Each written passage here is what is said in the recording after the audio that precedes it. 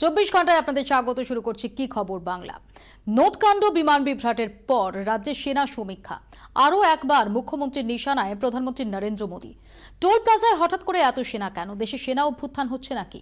প্রশ্ন ক্ষুব্ধ মুখ্যমন্ত্রীর। সেনা অবশ্য রাজ্যের অভিযোগ গুড়িয়ে দিয়েছে। তাদের দাবি, রাজ্যকে আগাম জানিয়েই সবকিছু হয়েছে।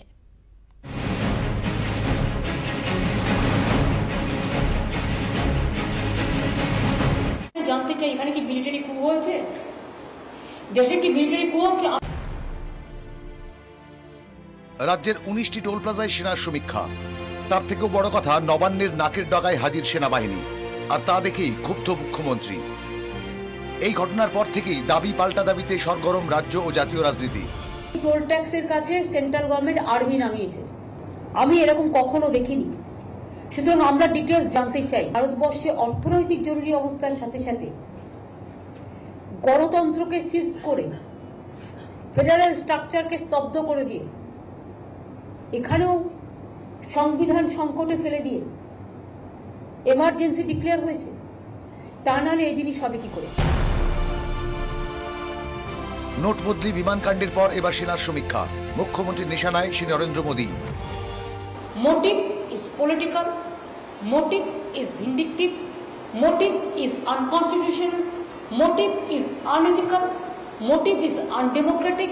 আমি আগেও আপনাদের বলেছিলাম প্রথম দিন বা দ্বিতীয় দিন যে প্রয়োজন হলে আর্মিকে দিয়েও গুলিও করাতে পারে। বলেছিলাম কি বলিনি? রেকর্ড বের করুন। আমি এতে খুব ভালো ছিল। এসব অভিযোগের কোনোটাই অবশ্য মানছে না সেনাবাহিনী। Annual exercise carried out every year. A similar exercise in Eastern Command was carried out in 2015 at the same locations. রাজ্যের অভিযোগ উড়িয়ে দিয়ে সেনার আরও দাবি, এই সমীক্ষার জন্য নাকি আগে থেকেই রাজ্যকে জানিয়েছিল তারা। এমনকি যৌথ পরিদর্শনও হয়েছিল। We have intimated Kolkata Police and also the various authorities of West Bengal government on 24th, along with the two inspectors of Kolkata Police, carried out recce at the site at Toll Plaza. Darjeeling আর কালিম্পংয়েও রাজ্য police তাদের সঙ্গে ছিল বলে দাবি সেনার। রাজ্যের দাবি মানতে নারাজ সেনাবাহিনী। নিজের অবস্থানে অনড় মুখ্যমন্ত্রী মমতা বন্দ্যোপাধ্যায়ও।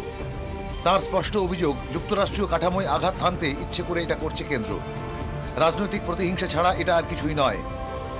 এর আগে নোটকাণ্ড ও বিমান বিভ্রাটে প্রধানমন্ত্রীর বিরুদ্ধে সুর চড়িয়েছেন মুখ্যমন্ত্রী। সেই চড়া সুরে যেন আরও ইন্ধন জোগালো এই সেনা সমীক্ষা। ব্যুরো রিপোর্ট, 24 ঘন্টা। নবান্নের পাশে টোল প্লাজায় সেনার সমীক্ষা, কিন্তু তার জন্য সেনা কি রাজ্যের কাছে সত্যি অনুমতি চেয়েছিল? প্রকাশ্যে পুলিশকে দেওয়া সেনার একাধিক চিঠি।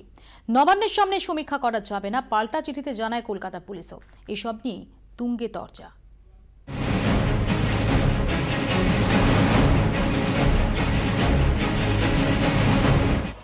নবান্নের দোরগোড়ায় সেনা, কিন্তু কার অনুমতিতে, কাকে জানিয়ে?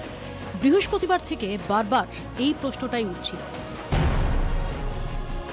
সেনার দাবি, তারা সবটাই করেছেন রাজ্যকে জানিয়ে।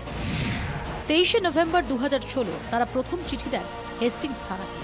পরের দিন চিঠি দেওয়া হয় কলকাতা পুলিশ, হাওড়ার জেলা শাসক ও হাওড়া পুলিশকে। রাজ্যের পরিবহন দপ্তরের প্রিন্সিপাল সেক্রেটারিকেও চিঠি দিয়ে বিষয়টি জানায় সেনা। লালবাজার থেকে পেশ করা হলো পাল্টা নথি, যে নথিতে বলা হলো সেনাবাহিনীকে আদৌ কোনো অনুমতি দেয়নি লালবাজার। বিদ্যাসাগর সেতু টোল প্লাজা, এক কথায় কলকাতার গেটওয়ে।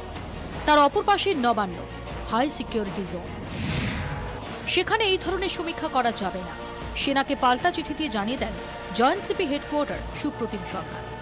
সেক্ষেত্রে এই নিষেধাজ্ঞার পরেও ভারতীয় সেনা কিভাবে এই সমীক্ষা করলেন, সেই নিয়েই প্রশ্ন উঠছে। তবে এখানেই শেষ নয়। হাতে এসেছে 26শে নভেম্বর কলকাতা পুলিশকে পাঠানো সেনার আরেকটি চিঠি, যেখানে সেনা স্পষ্ট করে বলে দিয়েছে সেনা সদরের কাছাকাছি এলাকাতেই এই সমীক্ষা চালাতে হবে। এই স্থান বদল করা সম্ভব নয়। তবে অবস্থানে অনড় রাজ্য সাফ জানিয়ে দিয়েছে কোনো অনুমতি নেয়নি সেনা। সেই অনুমোদনবিহীন ভাবে তারা এই কাজ করে যাচ্ছে। চিঠি চাপাটি হয়েছে ঠিকই, কিন্তু যুক্তরাষ্ট্রীয় কাঠামো মেনে রাজ্যের অনুমতি নেওয়ার সামান্য সৌজন্যটুকুও দেখায়নি মোদী সরকার। এই ইস্যুতেই কেন্দ্রের বিরুদ্ধে সুর চড়াচ্ছেন মমতা বন্দ্যোপাধ্যায়। বিক্রম দাস এবং সন্দীপ সরকারের রিপোর্ট, 24 ঘন্টা। একের পর এক রাজ্যের 18টা টোল প্লাজায় হাজির সেনা। নবান্নের রাত জাগলেন মুখ্যমন্ত্রী মমতা বন্দ্যোপাধ্যায়। 30 ঘন্টার বেশি টানা সচিবালয়ে থাকলেন মুখ্যমন্ত্রী। নবান্ন ছাড়ার আগে বললেন কেন্দ্রের বিরুদ্ধে আইনি ব্যবস্থা নেবেন। আইদার আর্মিদের এখান থেকে উইথড্র করতে হবে নবান্ন সেক্রেটারিয়েটের সামনে থেকে, তা নাহলে আমি নিজে উইথড্র করবো না। আমি নবান্ন সেক্রেটারিয়েটে থাকলাম জনগণের পাহারাদার হিসেবে। অভিযোগ, রাজ্যকে না জানিয়ে সেনা নেমেছে একাধিক টোল প্লাজায়। এমনকি খোদ নবান্নের নাকের ডগাতেও হাজির সেনা। সন্ধেতে সেনা সমীক্ষার খবর পেয়ে রাজ্য প্রশাসনের শীর্ষ কর্তাদের নিয়ে বৈঠক করেন মুখ্যমন্ত্রী। পুলিশ কমিশনারের অনুরোধেও দ্বিতীয় হুগলি সেতু থেকে সেনা সরেনি। এই রিপোর্ট পাওয়ার পরে মুখ্যমন্ত্রী জানিয়ে দেন তিনিও শেষ দেখেই ছাড়বেন। কারণ আমি গণতন্ত্রের যে ভবনটা, ইলেক্টেড গভর্নমেন্টটাকে আমি আর্মির হাতে দিয়ে চলে যাব না। এটা মানুষ আমাকে অধিকার দিয়েছে, সংবিধান আমাকে অধিকার দিয়েছে। নবান্নে নিজের সচিবালয়ে অবস্থানে অনড় মমতা বন্দ্যোপাধ্যায়, আর সেখান থেকে শুরু টুইট যুদ্ধ। সেনা টুইট করে জানায় রুটিন মাফিক কাজ করছে তারা। পশ্চিমবঙ্গ পুলিশ পুরোটাই জানে। টোল প্লাজা সেনা দখল করেছে এই জল্পনা ভুল। পাল্টা টুইট মুখ্যমন্ত্রীর, জানান সম্পূর্ণ ভুল এবং বিভ্রান্তিকর তথ্য দিচ্ছে ইস্টার্ন কমান্ড।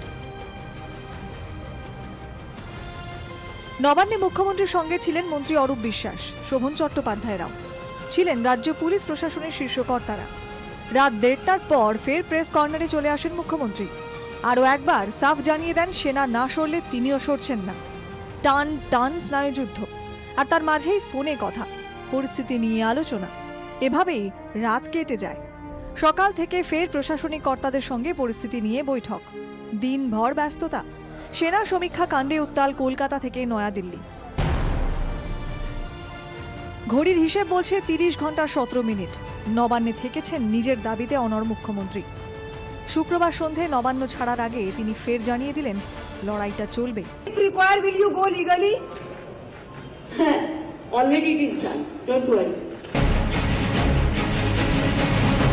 আসলে সেনা নামানোকে একটা মামুলি ঘটনা বলে দেখতে নারাজ মুখ্যমন্ত্রী মমতা বন্দ্যোপাধ্যায়। তিনি মনে করেন তার বিরুদ্ধে এটা নরেন্দ্র মোদীর একটা রাজনৈতিক চক্রান্ত। ক্যামেরায় বাপন সাহেবের সঙ্গে সুতপা সেন এবং উজ্জ্বল মুখার্জি, 24 ঘন্টা। অল আউট যুদ্ধে মমতা বন্দ্যোপাধ্যায় সেনা মোতায়েন নিয়ে সংসদে ঝড়, রাজভবনে ধর্ণা, সেনা ছাউনিতে বিক্ষোভ। বার্তা স্পষ্ট, দম ফেলার ফুরসত দেওয়া হবে না মোদী সরকারকে।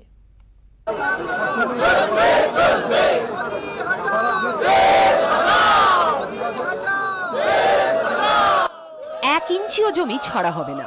ক্রমাগত নিশানা করা হবে কেন্দ্রীয় সরকারকে। মোদীর বিরুদ্ধে অল আউট অ্যাটাকে তৃণমূল। সংসদে সোচ্চার হলেন সাংসদরা, রাজভবনে ধর্ণা দিলেন বিধায়করা।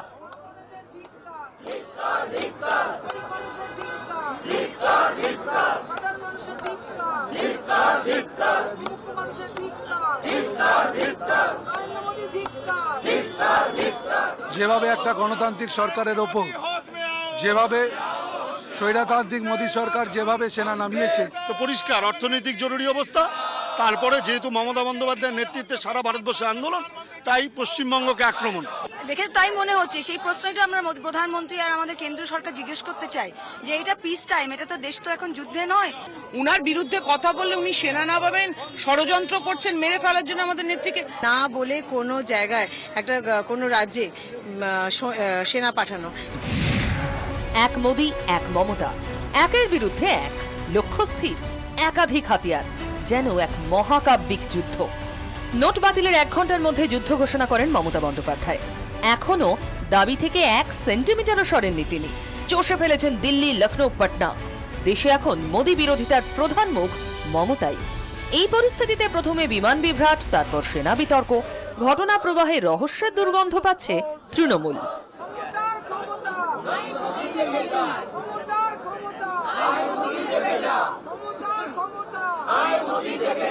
যখন দিশেহারা হয়ে যাচ্ছে কেন্দ্র, মানুষকে মমতা বন্দ্যোপাধ্যায় জেলায় রাজ্যে রাজ্যে ঘুরে যে সংগঠিত করছেন, সেই কারণে কখনো বিমানে তাকে বিলম্বিত করে এমনকি তাকে পৃথিবী থেকে সরিয়ে দেওয়ার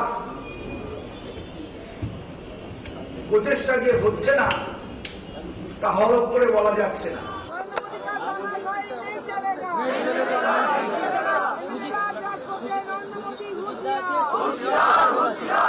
তবে আক্রমণের ঝাঁজ এতটুকুও কমাতে রাজি নয় তৃণমূল। সংসদ এবং রাজভবনে বিক্ষোভের পর নিশানায় সেনা ছাউনিও। শুক্রবার জলপাইগুড়ির বিন্নাগুড়ির সেনা ক্যাম্পের সামনে বিক্ষোভ দেখান তৃণমূল সমর্থকরা। সংঘাত চলবে। ব্যুরো রিপোর্ট, 24 ঘন্টা।